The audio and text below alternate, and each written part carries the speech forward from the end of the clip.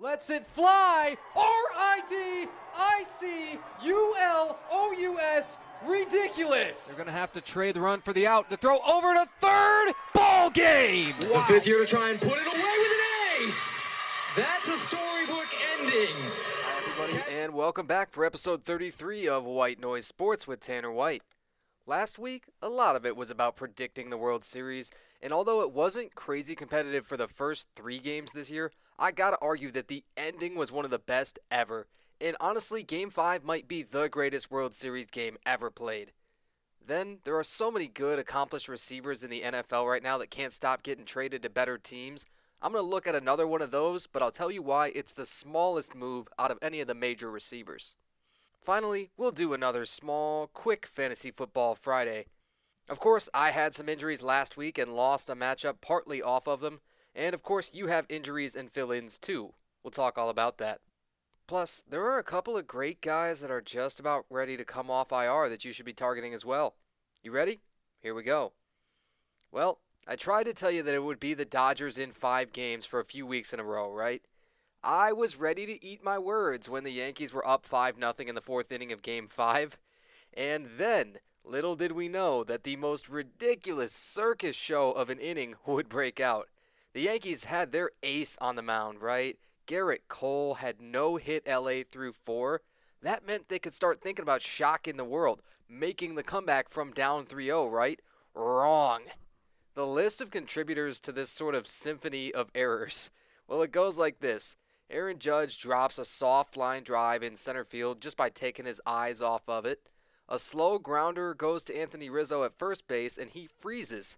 Garrett Cole doesn't come off the mound to cover the bag, and Rizzo doesn't take it himself, and the runner reaches. A batter reached on catcher's interference in the inning. A third pickoff throw during a single at-bat turned into a balk. A slow grounder to Anthony Volpe at shortstop. He spikes it trying to go over to third. The throw is offline and low. It becomes a failed fielder's choice and an error. Every one of the runs scored in that inning came with 2 outs. And each little mistake here was a bit more egregious than the one before it, honestly. Freddie Freeman and Teoscar Hernandez from the Dodgers then go back-to-back with a 2-run single and a 2-run double that missed a home run by a couple of feet. And 5-0 became 5-5 in one of the most bonkers innings you will ever see. And what I think we have to call the greatest comeback in World Series history. If it weren't for that one single inning, this series would have reached November. You could ask what went wrong for the Yankees and get blue in the face trying to answer it, and I know people will. Was Aaron Judge as good in the playoffs as in the regular season? No, and almost no one ever is when they have such a ridiculous regular season as he did. Shohei Ohtani on the other side, he wasn't as good either. He went 2 of 19 with no RBI in the entire World Series. Didn't matter. Juan Soto's still a superstar with the Yankees. He has a current playoff on-base streak of 25 games, dating back to 2022. You could say the Yankees' bullpen collapsed, but Garrett Cole was the one giving up all those runs in Game 5, even if they were all unearned. Garrett Cole was the only guy to throw more than 3 1/3 innings as a starter in that whole series. That's mind-boggling too. You add it all up, the Dodgers were more balanced. They always have been throughout this entire season, and that played out even more strongly in the World Series. Now, I gotta take out just one page here in the classifieds and talk about Freddie Freeman and his World Series MVP run. He had, most likely, the greatest single series of any playoff round ever. And the context behind it was nuts. You might remember him missing some games as the playoff race started to tighten up because his son Charlie was in the hospital with Guillain-Barré syndrome. That even coincided with kind of a minor ankle injury, but in a completely kick a man while he's down kind of way, again, as the race was really tightening. It was so cosmic then that when the Dodgers did make it all the way to and through the World Series, Freddie Freeman had the best series of all time. I'm going to give in and say it now. It started the last time he went to the World Series, right? His last year with the Braves in 2021, he hit home runs in the last 2 games of that series to help the Braves wrap it up. They would beat the Astros in 6 games that year. 3 years later, He hits a home run in the first 4 games of this year's World Series, making it 6 straight World Series games in total with a home run, setting that record. He didn't homer in the clincher in Game 5, but like I said, he did have a 2-out, 2-run single as part of that big rally, and he tied the all-time record for RBI in a World Series with a dozen. If they'd gone 7 games, he might have put that record out of reach forever. This couldn't have happened to a better or a more deserving man and ball player at a more perfect time in his life, in his career, you name it. We all just have to appreciate, and truly everybody tip caps to Freddie Freeman. So the Dodgers get to celebrate championship number 8. I didn't believe this when I heard it on TV at the end of Game 5, but they've won 4 of those against the Yankees. Are you familiar with the term monkey on your back? I still think the Yankees can wipe their tears with the other 27 championship banners, right? I've said this before, but when you're in the middle of history, just take it all in and enjoy it. This series wasn't won on LA's side by spending $700 million on Shohei Ohtani, right? Wow, you say that figure and it just sounds more cartoonish every time, but it's true. That obviously helped them get there, and it helped them win the 98 games, have the best record in the regular season, but 100%, that wasn't the reason why they won the World Series. It wasn't won by bringing in Mookie Betts from Boston back in 2020. It wasn't won by trading for Jack Flaherty from Detroit at the deadline. In fact, he got rocked for those 5 runs early on, and he only got 4 outs in Game 5. It was won with incredible balance all around the entire rotation. The bullpen, 1 through 9 in the lineup, and every guy down to the absolute last one on the bench. Don't get me wrong, it cost an inconceivable amount of money to build this 2024 Dodgers team. But in October, all that matters is performance when those lights are brightest. That's all for the MLB season for the year, but when all the big contract talks go down in the winter, I expect Tarek Skubal and Juan Soto to be some of the biggest ones. I'll be all over that too. Now back to the regularly scheduled NFL programming. The next domino to fall on the wide receiver market was Diontae Johnson, who made a great leap on paper, but probably not so much on the field. So you always have to start with the situation that Johnson is leaving and why. The Carolina Panthers, roll credits. But seriously, Andy Dalton and Bryce Young are the quarterbacks over there. Unfortunately, Andy Dalton, you may have heard, got in a car accident and had an injured thumb ligament because of that. That's thrown Bryce Young back into the starting role after getting benched. Just a crazy happenstance there. Neither of them, however, can stop turning the ball over. Their defense, by the way, might give up the most points in NFL history. They're at 33.9 points a game allowed so far. If that holds, they would smash the 1981 Colts record for total points and points per game allowed. Fortunately, they've already won 1 game, so we don't have to talk about them being the worst team of all time. Yet. Diontae Johnson played his first 5 years in Pittsburgh, and he had 1,000-yard season, 1 Pro Bowl. He is the least accomplished of the sort of bigger named receivers to be traded this year, but he's also the youngest guy at 28. Did the Ravens need a receiver? If you ask me, not really, but I get why they did this. It's one of the positions where you really need depth. Most teams carry about 6 wide receivers on their 53-man roster. Usually one of them is sort of just a special teams guy. And Diontae Johnson's probably going to be their number 3 receiver behind Zay Flowers and Rashad Bateman. Now, ability or physical talent is not at all the reason why this isn't a difference maker. Is Diontae Johnson a good player? Well, yeah. It's just, when it comes down to scheme fits, Baltimore doesn't need to run 3 wide receiver sets essentially ever to win games. He's probably not going to be on the field that much. Baltimore loves good blocking tight ends, and they have multiple of them all the time. They love their 300-pound fullback, Patrick Ricard, who can also play tight end. They have the greatest rushing quarterback in history, by miles, Lamar Jackson. The best running back of our generation, as well as the best again this year, Derrick Henry. It's an embarrassment of riches on offense, and they're not going to dramatically change schemes in the middle of the year, start spreading everybody out and throwing it with 3 and 4 receivers. If they felt like making a real sort of Super Bowl or bust move, they'd have been way better off addressing other positions. Think corner or offensive line. but probably a little bit too late now. The terms on the deal are, of course, Diontae Johnson heading over there, and the only draft consideration, the kicker here, is the Ravens moving back in the draft from the 5th to the 6th round, and Carolina moving up. So just not the most impactful trade. Should help him out as a player a little bit. He gets to play with, of course, a far superior quarterback, and Lamar Jackson has a 17-2 passing touchdown to interception ratio. That's bonkers, but a more minor move. Maybe it'll benefit both sides a little bit, but it just doesn't shake up the whole landscape. And now heading into Fantasy Football Friday, number 6. Let's talk about the old IR. Well, to start with, what's it mean? If you're sort of newer, injured reserve. It hasn't been the most impactful roster spot in the world so far this season, but some of the huge names that have gone on it.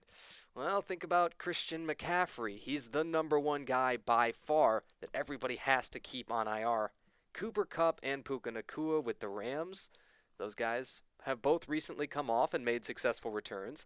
TJ Hawkinson with the Vikings is maybe going to play this week. I know he has been activated, but he's coming off the torn ACL from last year. And then how about Ricky Pearsall with the 49ers? He was the guy who was shot in the chest in camp, and he's finally getting back and is kind of the Niners' only healthy wide receiver.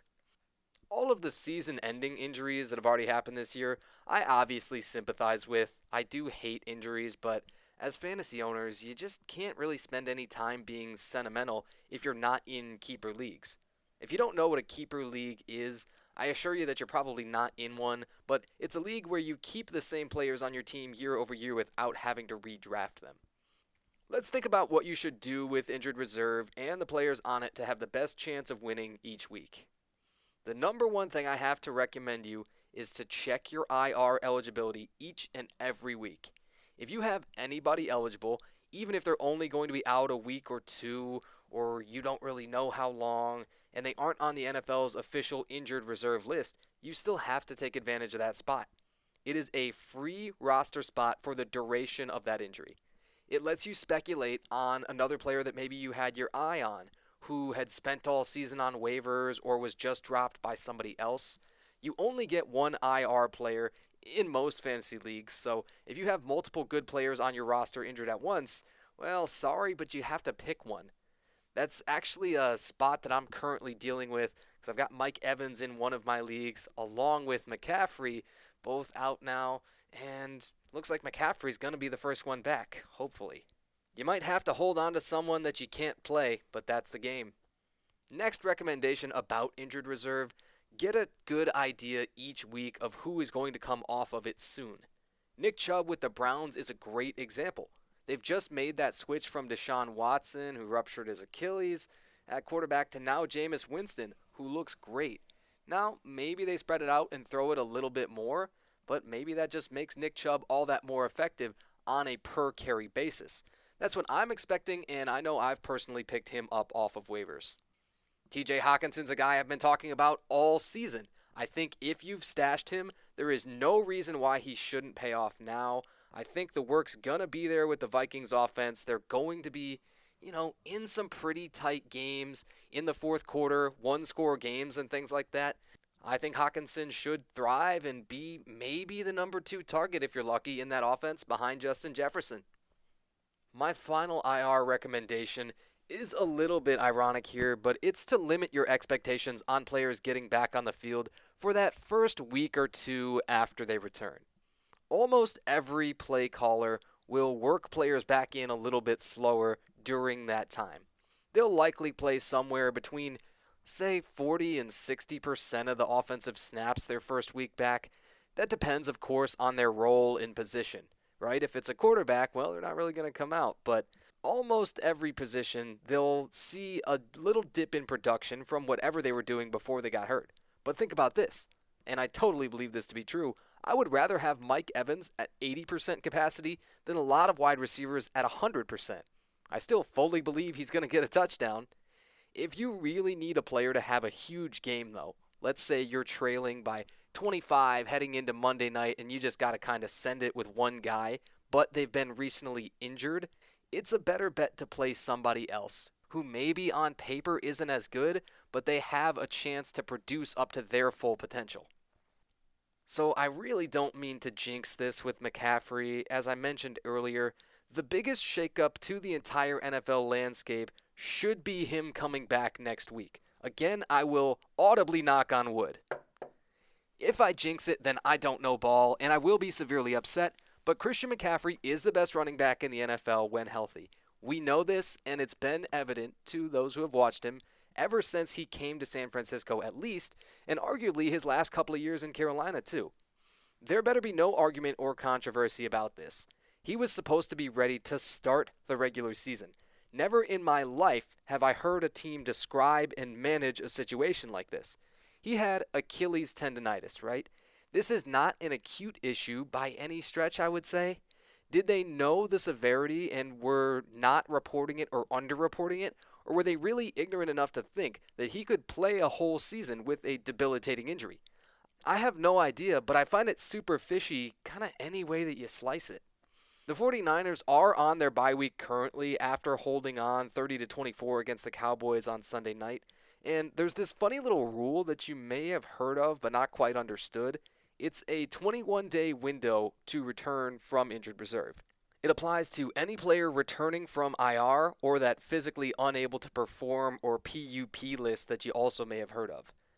The players, when they come back, can practice anytime during this 21-day window without taking up a roster spot. That's one of the big reasons why teams love it. It's just like having a guy sit on the IR slot in your fantasy lineup. If they aren't moved to the active roster, though, by the end of that 21-day window, then they go back on IR and they will miss the rest of the season. Your season is over at that point, no matter what week it happens in. The brass tacks on McCaffrey. He's not likely to practice during the bye week, meaning this current week. He almost certainly will practice next week, probably not in a full capacity, but just try and get him some live reps, right? Believe it or not, that's going to be week 10, by the way. It is absolutely flying. It does seem like he will be a game time decision for the game in a couple of Sundays, right? But the Niners are 4-4 right now, and not a single person's talking about them as Super Bowl contenders like we usually do at this point of the year. Jordan Mason has been an awesome backup to McCaffrey. At least he was kind of the first 5 weeks or so. Now, 2 out of the last 3 weeks, he's been knocked out of games in the first half with shoulder issues. Isaac Guerrero is kind of the quote-unquote third running back, and he looked great in the Cowboys game, going for over 6 yards a carry there. But McCaffrey might break that earlier rule that I said about limiting expectations, especially if they give him red zone touches to try and get him back in the end zone. That's something that Kyle Shanahan, calling the offense, he tries to do, unabashedly. If you've waded through 9 weeks of torture to get to this point, as I have, so glad I drafted McCaffrey number 1 overall. And if McCaffrey plays in Week 10, congratulations, you should have a league winner down the stretch. He should be perhaps the number 1 overall running back for the final 4 weeks or so of the fantasy season. My fingers remain strongly crossed. Other players eligible to return from IR or who recently have returned, basically the Panthers' only receiver, Adam Thielen. With Carolina just trading Diontae Johnson away, he should be probably targeted as much as any other player in the league through the rest of the season. I know he's 34. He's older and slower than almost any other kind of exciting number 1. I also know that he's smarter and he has better hands than almost anybody, and he had 1,000 yards last year on a similarly pathetic Panthers team. Again, TJ Hawkinson, the last one I can suggest, if he's still available and people kind of haven't figured out, this guy's going to probably come back and be pretty good, go ahead and roll the dice on him, and that should probably pay off. So, Thursday Night Football on Halloween is tonight. The Jets and Texans, well, they both have tons of issues, especially for 2 teams that kind of thought they were going to be Super Bowl contenders coming into the year. The Texans are down their top 2 wide receivers. Nico Collins is still on IR with the hamstring injury, and Stephon Diggs just tore his ACL on Sunday. The Jets have 2 amazing receivers on paper. I think their duo should be even better, but Garrett Wilson and Devontae Adams are still kind of figuring out how to coexist, right? So both offenses are struggling. I bet this is going to be even lower scoring than people think. Let's go with Texans 20-17. I'm going to say Joe Mixon goes for over 100 yards and 2 touchdowns on the ground with the Texans. He's just been so awesome, and his usage in the red zone is through the roof. I think the Jets probably give up at least 5 sacks. Aaron Rodgers has been getting beat up, and he probably turns it over at least twice. Plus, I think neither Jets receiver goes over 75 yards. Go ahead and book all of that, right? Pretty complicated stats predictions, but you can go ahead and praise my ball knowledge when it all comes true. Fingers crossed. As always, whatever else catches my eye in the sporting realm is always on the table. And remember, you can feel free to hit me on my socials if you have an idea for me. Instagram and TikTok at The Voice of Tanner. Connect on LinkedIn. And, of course, leave a like, comment, and share. This has been episode 33 of White Noise Sports with Tanner White. Thanks for joining me. Upfield, lets it fly. RIDICULOUS. Ridiculous. They're going to have to trade the run for the out. The throw over to third. Ball game. The fifth year to try and put it away with an ace. That's a storybook ending.